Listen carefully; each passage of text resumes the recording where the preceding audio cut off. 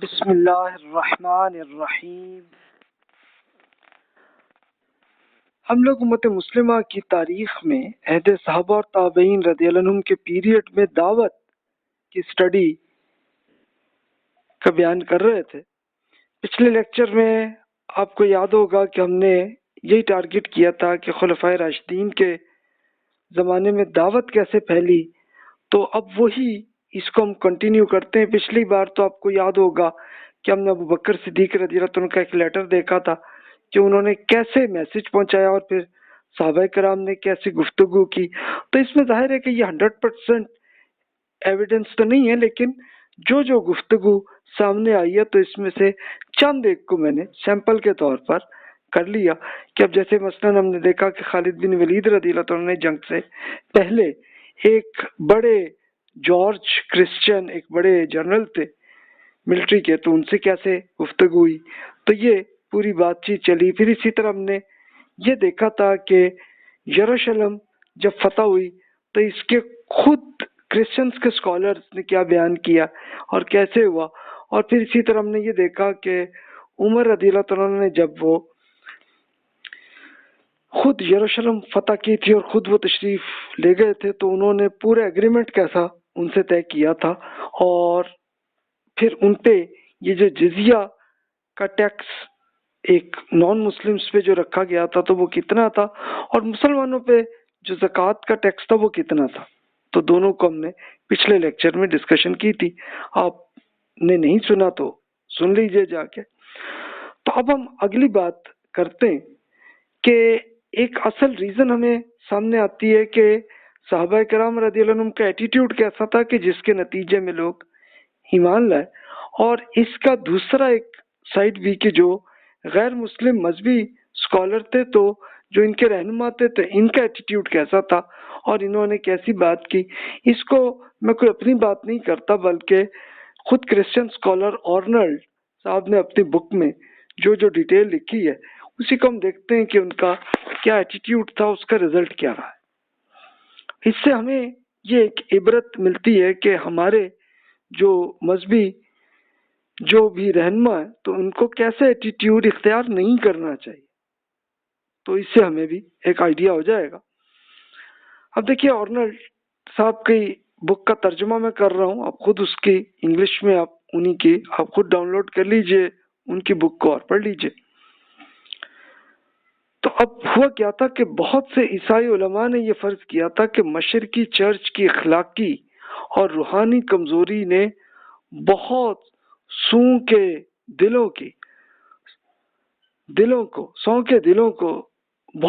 دلوں کو عیسائیت سے دور کر کے اسلام کی صحت مند روحانی ماحول میں جانے پر مجبور کر دیا۔ اسلام ان تک ایک نومولود کے جذبے سے آیا تھا۔ مثلا ڈین ملمین سوال کرتے ہیں کہ جن صوبوں میں اسلام کی پہلی یلغار ہوئی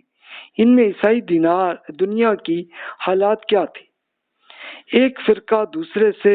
نبرد آزما تھا،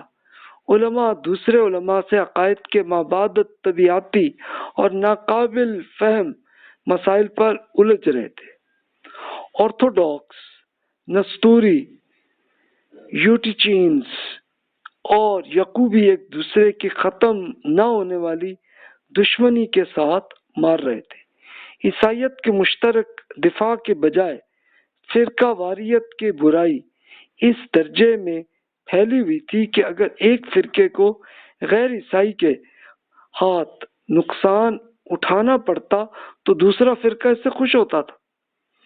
ان ختم نہ ہونے والے جھگڑوں نے کتنے لوگوں کے دلوں میں ایمان کی بنیاد ہلا کر رکھ دی تھی۔ یہ بات عجیب ہوتی ہے اگر ہزاروں کی تعداد میں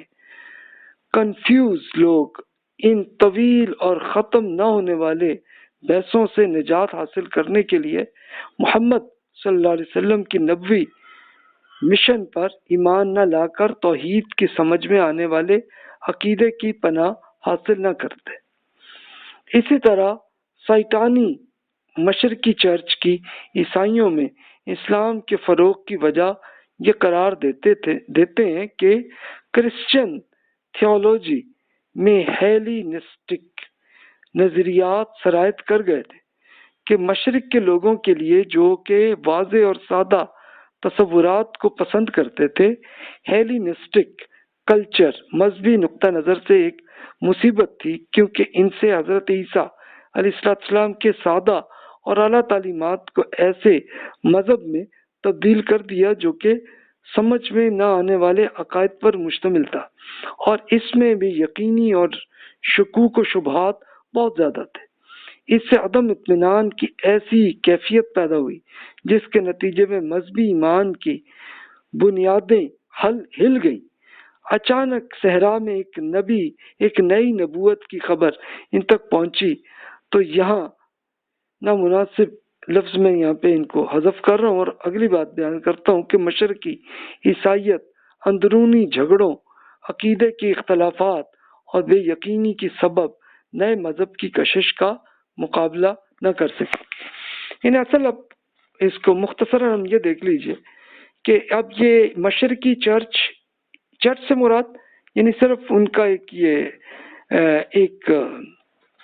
چرچ نہیں، چرچ سے مراد پورا ایک انسٹیٹیوٹ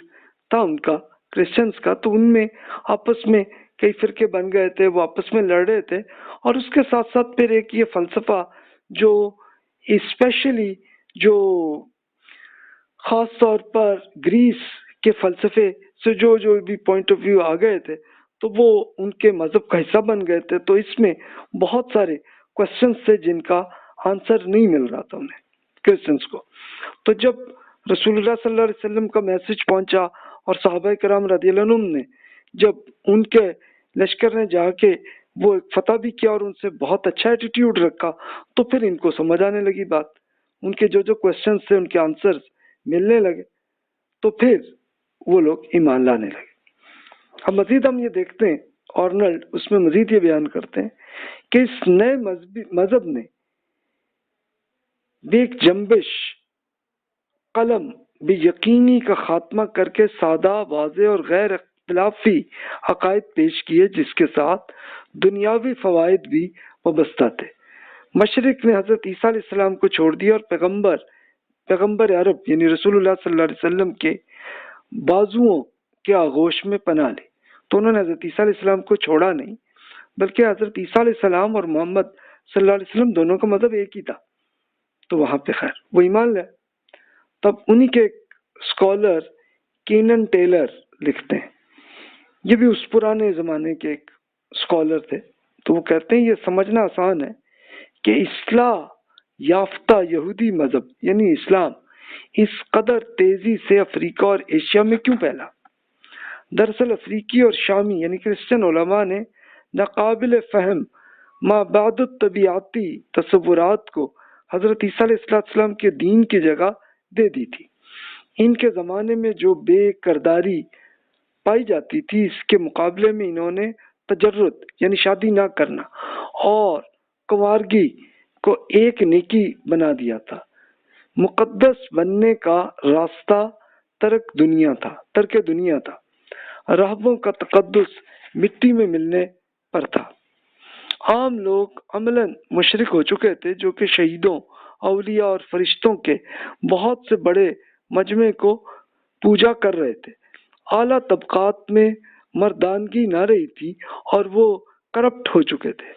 غلاموں کی حال اور مستقبل میں کوئی امید نہ تھی۔ خدا کی مدد سے اسلام نے کرپشن اور توہم پرستی کا خاتمہ کر دیا۔ یہ کھوکھلے فرقہ وارانہ اختلافات کے خلاف ایک بغاوت تھی۔ تجرد کی زندگی کو پرہیزگاری کا تاج سمجھنے کے خلاف یہ ایک مردانہ بغاوت تھی۔ اس دین کے بنیادی عقائد یہ تھے کہ خدا کی توحید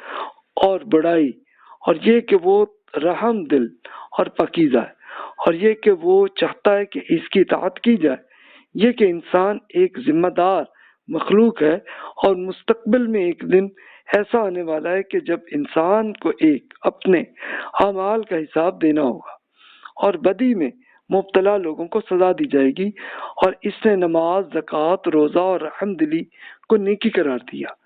مصنوعی نیکیاں، مذہبی فراڈ، متضاد اخلاقیات اور عقائد کے اختلافات کی